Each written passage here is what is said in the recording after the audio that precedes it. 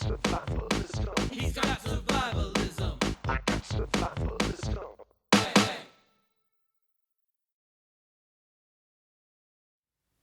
And welcome to what may very well be the all-time hardest rocking and most punk episode of the Oddity Archive.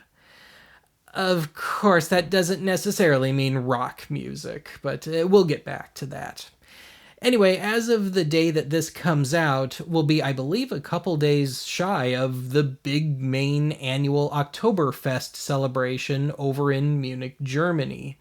And if you're anything like I am, the first thing that comes to mind when you say Oktoberfest is, well, for one, a lot of beer, but more importantly, a lot of polka music. Now, ever since moving here to the upper Midwest 5 years ago, shock of shocks, I have found a ton of polka and polka adjacent albums, and I've picked out a handful along the way. And it all makes sense. I mean, there is a much greater German and Germanic and Nordic population up here, so yeah. Anyway, as such, I feel like the time has come for the archive's first and possibly last Oddity-toberfest.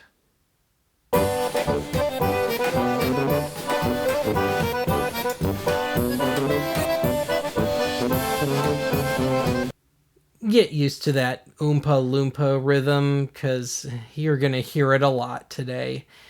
And yes, large quantities of beer and or aspirin are highly recommended to get through this episode. Anyway, with that little clip there in mind, let's just go ahead and kick things off with the heaviest, nastiest musical cheese curd that I've got for you today. So anyway, this one was a thrifting find, and actually all of today's records and tapes were thrifting finds. But I picked this one up in particular because, for one, it looked kind of amateur, but also because, judging from the track listing, they seem to be going through a bit of an identity crisis. Well, I was half right. They are definitely on the amateur side, but there really is no identity crisis going on here. I mean, yeah, there is one rock cover on here, and if you've seen that thrifting episode, you've already heard a bit of it and know whose version it's based on. But it's still done in kind of a polka style, and the rest of the record is just straight polka. So anyway, without further ado, today's first album is Dad and the Brown Boys, and One More Time, from roughly 1972. So anyway, as the name implies, this is the work, the group name that is, this is the work of a father and his three sons, at the time ages 11 to 14. Now, one might think that this is kind of a Shags scenario, if you're familiar with the Shags from New Hampshire back in the late 60s and early 70s. But no, actually, it kind of sounds like these kids at least somewhat want to do this. So anyway, given the age of the kids, age range, the musicianship isn't really there yet. But at the same time, these kids play with such verve and such wild, reckless abandon that it just doesn't matter. Dad, at best, seems to be just there for the ride, and at worst seems to be clinging for dear life. Really, this is kind of in its own way, a punk rock polka record. And it's got the compression levels to match. I actually had to drop the audio levels quite a bit for this, just to match the rest of the episode. And on that note, this actually may very well be the single most, if you will, hot cut vinyl that I've ever encountered.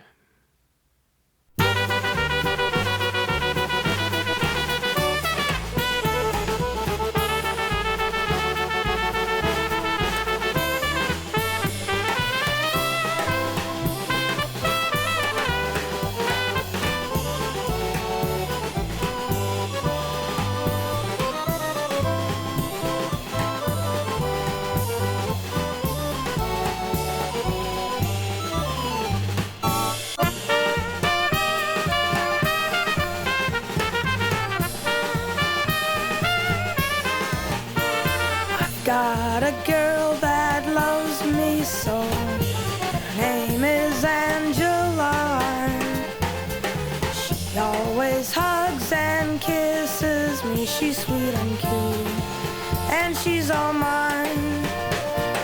Oh, Angeline, you are an angel sent from up above. You're my happiness and joy, and the only one I love.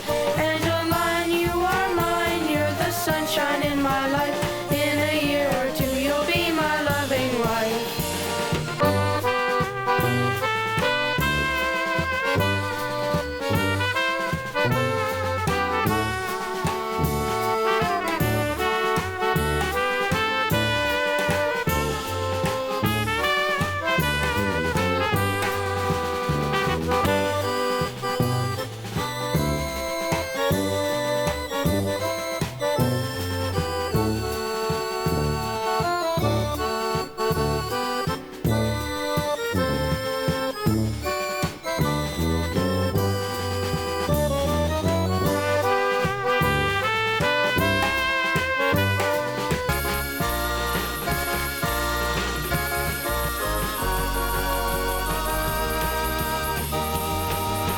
Left a good job in the city, working for a man every night and day.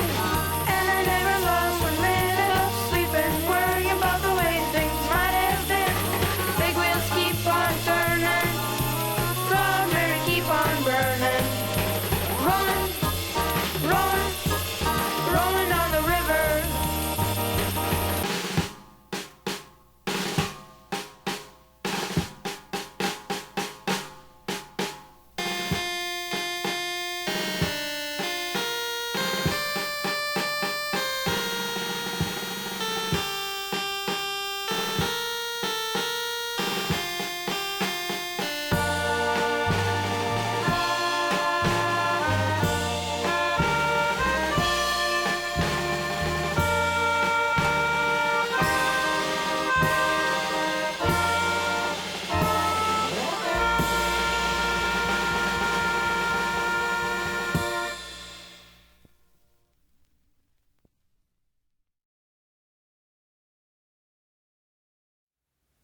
The next two albums come to us from a couple of guys whose albums, I swear, just follow me around.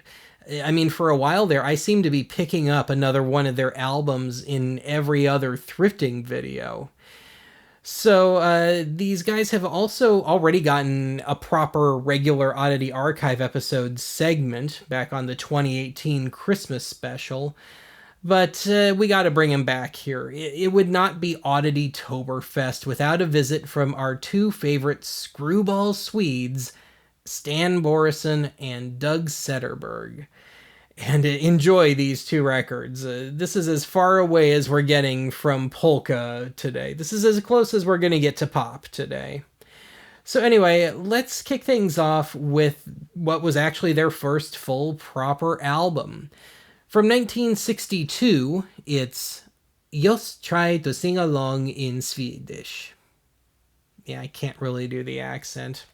Anyway, like the Christmas record of theirs that I covered, it's a fairly fun record, if a bit one note in the humor department, mostly dialect humor. But I just can't hate on this too much. Now, I can hate on the record proper. Now, when I got this, it was just the record sitting in the sleeve, and it barely fit. So by the time I put a new inner sleeve on it, it truly doesn't fit anymore. But worse yet is the record proper in that it's not vinyl, it's acetate. So if you're not familiar, acetates, for one, were not meant to be sold. They were meant to be just in-house, meant for a test pressing or maybe something to be used in a radio news thing, some sort of scenario where it's only ever going to get played a precious few times. Acetates wear out really, really quickly. I'd be willing to bet heavily this only ever got played a few times in its day and twice more on my watch, but it's enough to make it sound like a vinyl record that's been played a few hundred times. Makes it sound more otherworldly, I guess.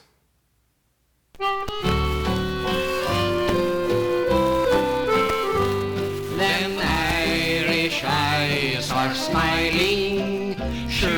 It's like a morning spring. Say, O'Toole, Ja, I think you got a southern Irish accent. well sure. I was born south of the Smorgasbord. Nej då.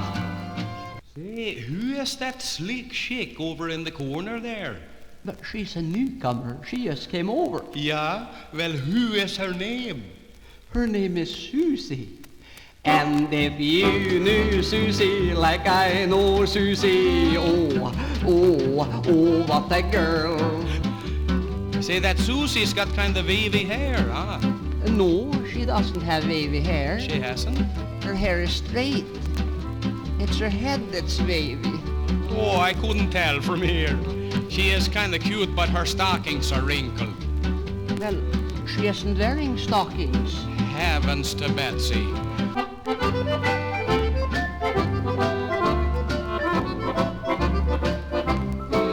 Sleigh bells ring, and I'm listening, but I'm turning and twisting, 'cause I'm itching up here and I'm scratching down there. I'm walking in my winter underwear.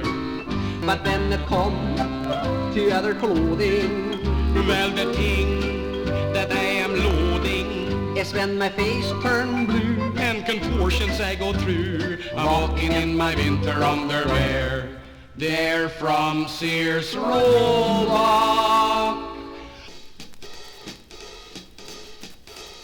Yeah, man, dig that crazy beat. Yeah, he played at the Swedish club every Saturday night. Like, man, I didn't know he was that far out. Oh, yeah, he played progressive jazz like wow. Och kom in here, Axel Anders ragtime band. You know, the band sound kind of thin tonight. Yeah, I noticed that. There's the piano player. Well, he and the tuba player are out getting drunk. Is that? Well, that's what I like, togetherness. Yeah. There's a guy in Minnesota that you should know. He's not a square and he's not a schmo. There's a twinkle in his eye and I tell you why. When he does the rumba, he's a real gone guy. He's a Scandinavian hotshot. He's a hotshot from Duluth. He's a Scandinavian killer for a polka he don't give a hoot. All right, let's jump to 1968 or 69 now. I'm not quite clear on the date. I don't know what was going on personally, professionally, whatever, but Doug is conspicuously absent from this album.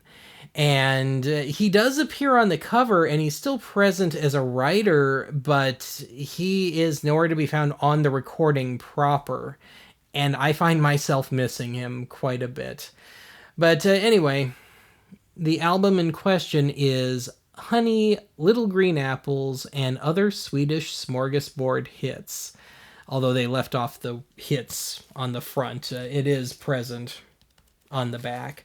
Anyway, as I mentioned, Doug is still on the cover under those glasses there, and he's still present as a writer, but Stan winds up taking over all the vocal duties on this.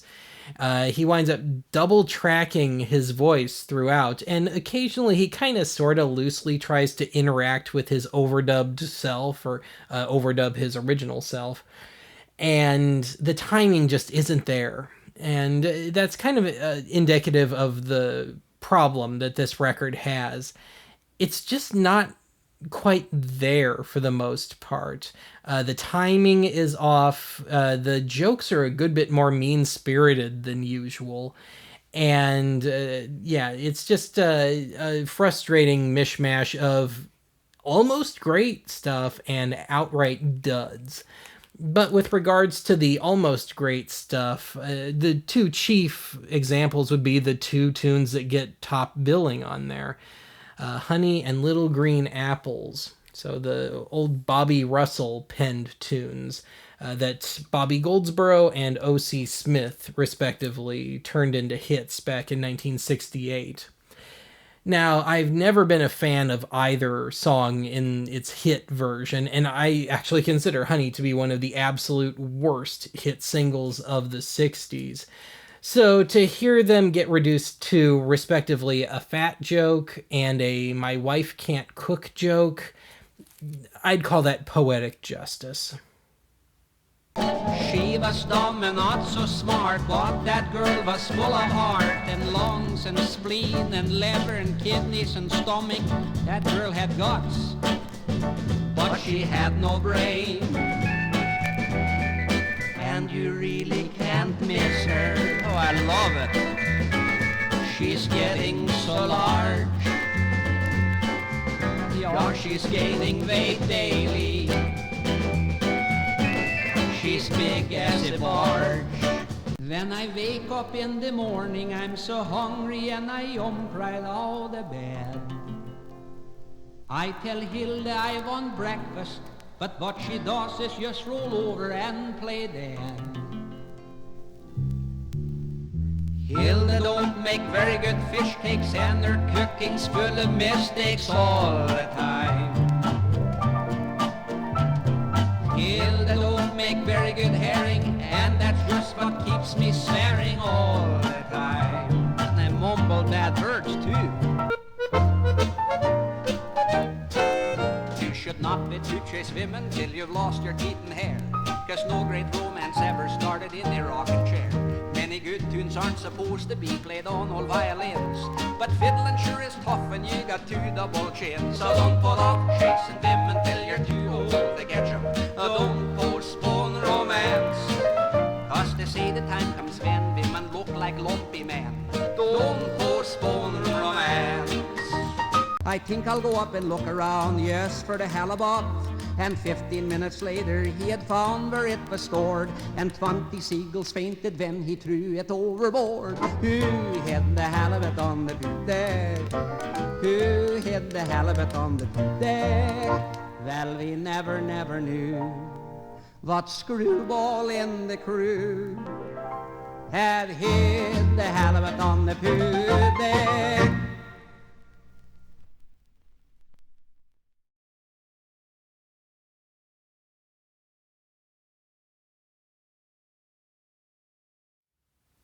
The subject of today's final full proper segment has become a bit of a favorite of mine over the last year or two, to the point where I'm considering giving him his own full episode someday, but I need to accrue some more material first. Anyway, he is so perfect stylistically for Oddity-toberfest and so stereotypically Archivian that I'd be foolish not to include him here. So with that, we're going to hit up the man on the box today, minus my little bastardization, the pride of Sturgeon Bay, Wisconsin, Jerry Slager, and the album Variety Pack Number 1, which could date to any time really between 1991 and 96. There's no date on here, but as best as I can deduce anyway. Now, it says here that Jerry is the one-man band. Now, when you say one-man band to someone like me coming more from the rock side of things, I'm thinking Emmett Rhodes or Todd Rundgren or Stevie Wonder building up their record in the studio, playing all the instruments one at a time via overdubs.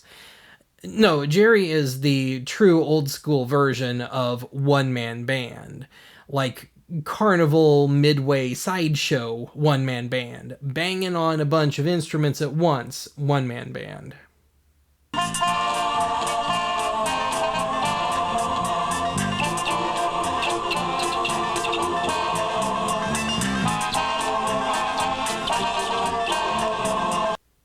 And I respect the hell out of him for it. Seriously, anyone that, for one, makes their own accordion, yeah, that is a homemade accordion, but then hacks it and runs it through toy keyboards and guitar pedal effects and a Leslie speaker or something like it, has my automatic respect. Now, having said that, that clip that you just saw is almost unfortunately all too representative of his work.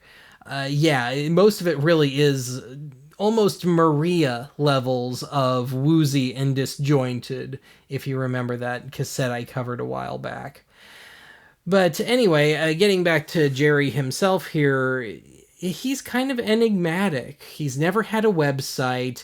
Nobody's ever tried to assemble a proper discography for him. And every now and then, another album of his just appears out of nowhere. And I mean an old album, a period album, almost always on cassette. And not only that, he put out at least one video. This thing is from 1990. And I think I'm going to save this for that eventual episode. So anyway, Jerry retired from performing back in 2015, but as recently as 2022, he's still been hacking accordions. And I admittedly didn't do a whole lot of research for this episode, but I did look around and I didn't find any obituaries or anything. So I'm going to go ahead and say, as of my making this, Jerry is still alive. And wherever he is, presumably still in Sturgeon Bay, I hope he's still tinkering with that setup of his.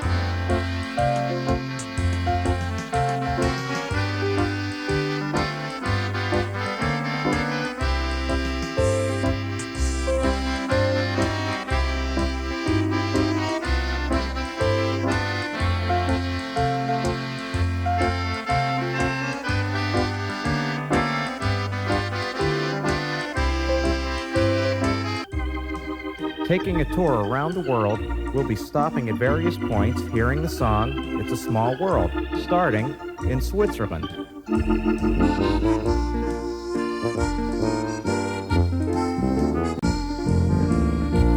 And in Dixieland, It's a Small World.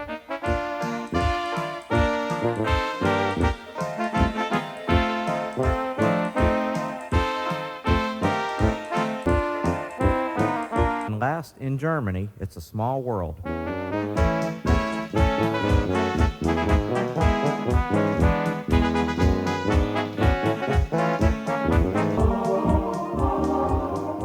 Now, let all the groups get together and play It's a Small World.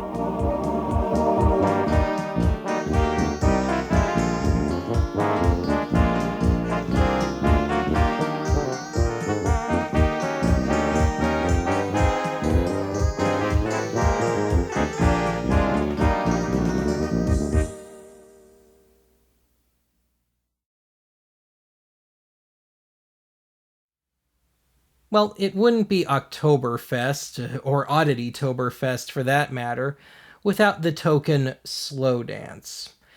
So with that, let's close things out today and head into the end credits with a nice ballad. I've got at least part of a rendition of the standard Twilight Time for you here. And we normally associate that tune with the Platters, but yeah, this version bears no resemblance whatsoever to the Platters. This version comes to us by way of the concertina king of the upper Midwest himself, and appropriately enough, I found this album in Mankato, Minnesota, not too far from his hometown of New Prague. But yeah, the man in question is Jerry Minner, and I've been mispronouncing his name apparently. Jerry Minner and Friends, featuring the Anton Wolf Concertina. And this album is from roughly 1980. And Anton Wolf does make an appearance on the back cover there. I'm guessing they were business partners of some sort at the time. But anyway, Jerry's wife Bev sits in on this one. She handles the vocal duties. And I get the feeling she didn't necessarily want to. To say her vocals are a bit tentative would be an understatement. But yeah, there is a certain charm to this. Otherwise, that's going to be it for today's archive. Grab your sweetheart, grab some leftover lefse, and hit the dance floor. I have no idea what I just said. I think this episode has melted my brain. Heavenly shades of night are falling. It's twilight time. Out of the mist, your voice is calling. It's twilight time.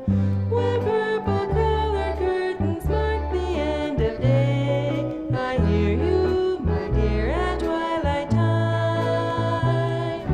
Here in the afterglow of day, we keep our rendezvous beneath the blue. Deep in the dark, your kiss will thrill me like days of old, lighting the spark of love that fills me with dreams untold. Here's Florida's most requested polka, the Beer Barrel.